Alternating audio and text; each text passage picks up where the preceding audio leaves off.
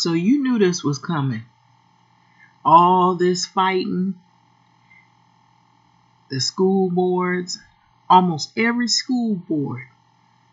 You got people resigning from the school board because they can't get people to organize and come to a consensus on how to be safe during the pandemic. Some people don't even want to acknowledge that a pandemic is even still happening.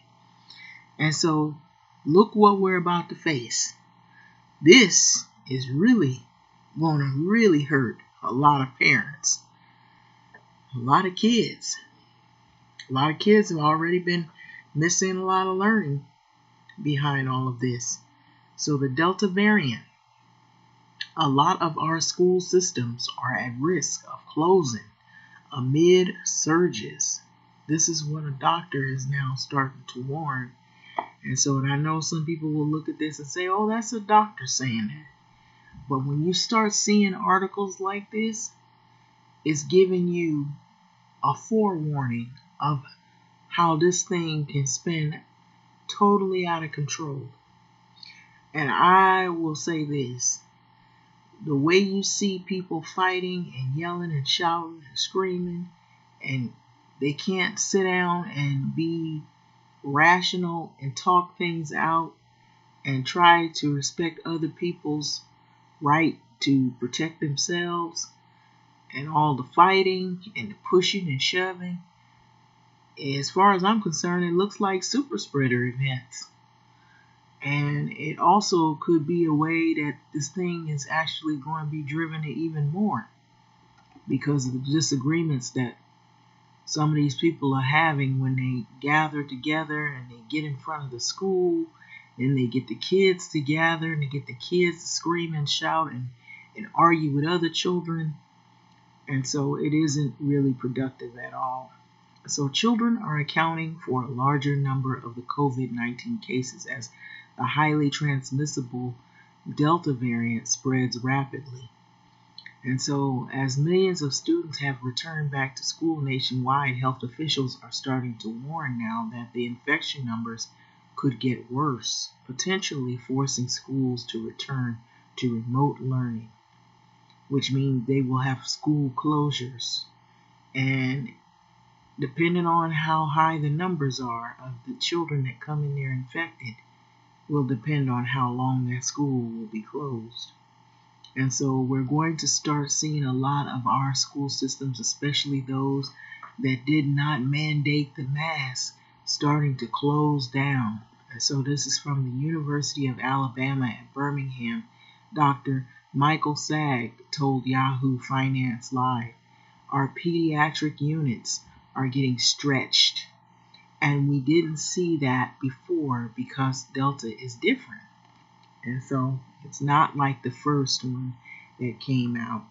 According to the American Academy of Pediatrics, more than 200,000 children have tested positive for COVID-19 for the week ending of August the 26th.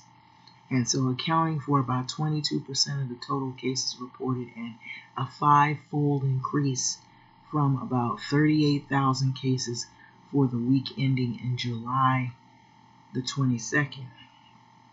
More children are being hospitalized now for this disease, COVID-19, than any other time during the pandemic. And so it's just like what I was saying. A lot of people were going around saying kids can't get it. The kids' immune systems are younger and they're younger and they can withstand what older people and people that have compromised immune systems can't. And so what we're seeing is now that you have a lot of kids gathering in classrooms and they're in groups in larger numbers, apparently somebody is coming to school sick, or maybe a few people are sick and they missed it, and that's when this thing spreads out of control. And it only takes maybe one or two or three maybe, and that's when you have these events. And so apparently it's getting to the point to where they may be considering closing some of the schools depending on how high the numbers are of kids that are infected.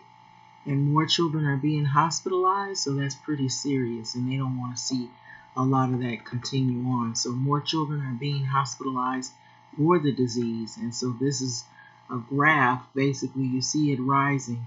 It's not getting lower. So this is not a rocket science.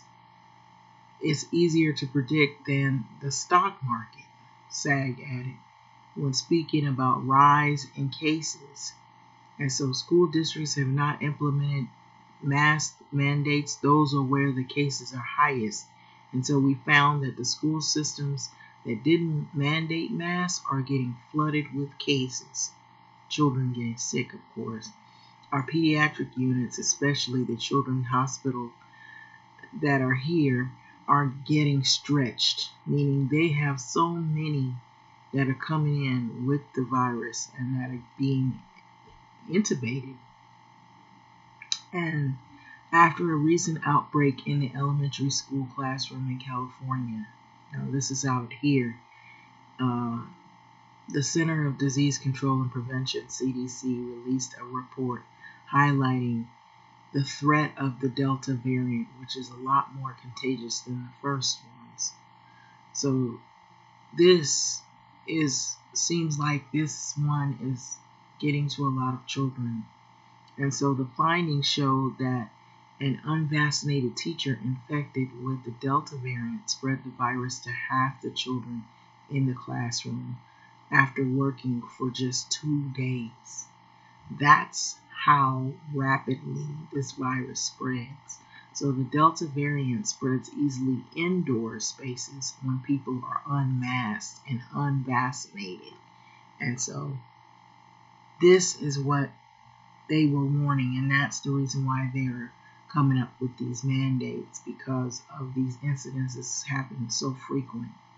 So despite the fact that the CDC recommends universal indoor masking by all students, staff, teachers, and visitors to K to 12 schools, regardless of vaccination status, governors and policymakers in some states have passed legislation or signed executive orders preventing public school districts or local governments from implementing these mandates of masks.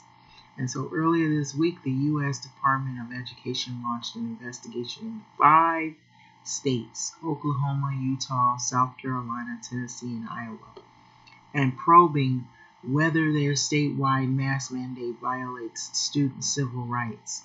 And so this is what's happening right as we speak. So meanwhile, a number of school boards, Texas, Arizona, and Florida, have implemented their mask mandates because of the numbers of kids that are being hospitalized. Even though you have parents that are coming up there, they're angry, they're extremely vicious towards staff.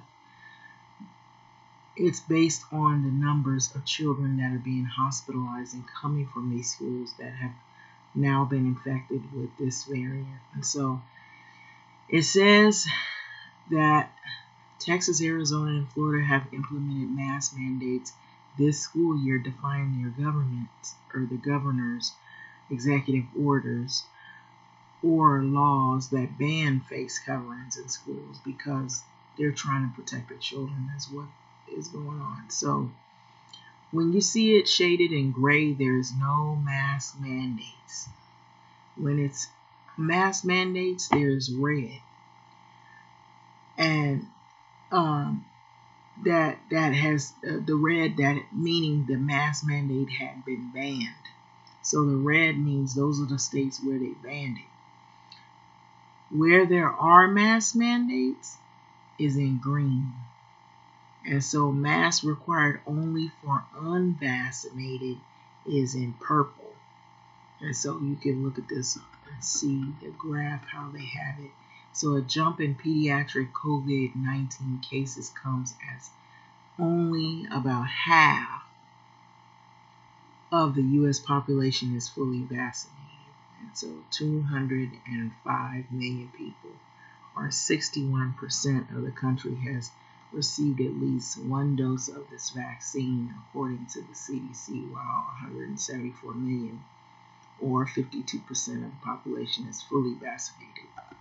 So I don't understand at all why a school system would say, yes, we want our kids back, but we're not going to give them maximum protection by mandating masks, said SAG. So it's not that big of a deal.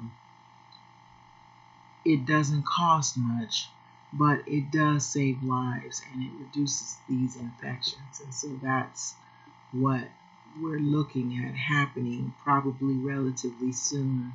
There are going to be direct orders to go back to remote learning. And so this is what they're trying to avoid by implementing some of these mask mandates, hoping that even if kids aren't vaccinated, which I'm thinking now some of these schools are requiring that, because of this virus, this particular strain, that even people who have been fully vaccinated are supposed to wear masks because there's still the risk or the threat of this thing spreading. And so I believe that's what they're trying to keep at bay.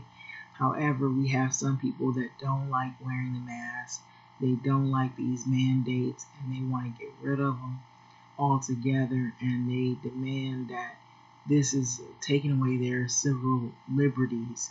However, it goes against the civil liberties of people who want to stay safe. So that's the tailspin of all of this. And so there's been back and forth fighting from people who are pro-mask and then people who are anti-mask and anti-vax and then pro-vax. And so you have all of these different debates going on, and that's another reason why people may feel the need also that it might be easier just to go to remote learning, because that will keep people from, approaching individuals as if they're trying to attack them for following the rules, because maybe it's not safe, to even go up to the school and operate if you're going to have parents that are going to come up there violent and, ripping your mask off your face, or either they're up there like they're going to attack staff for rules that aren't even, they're doing. It's just they're following their job protocols.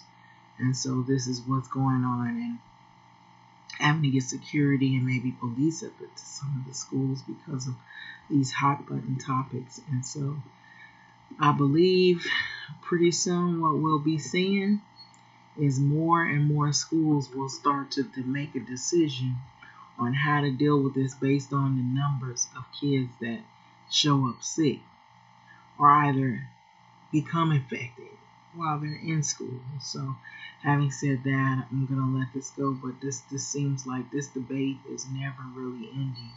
And so this article was out of Yahoo, and it's by Sienna Smith, who is an anchor. And so I think this won't be the last article we'll see of this issue.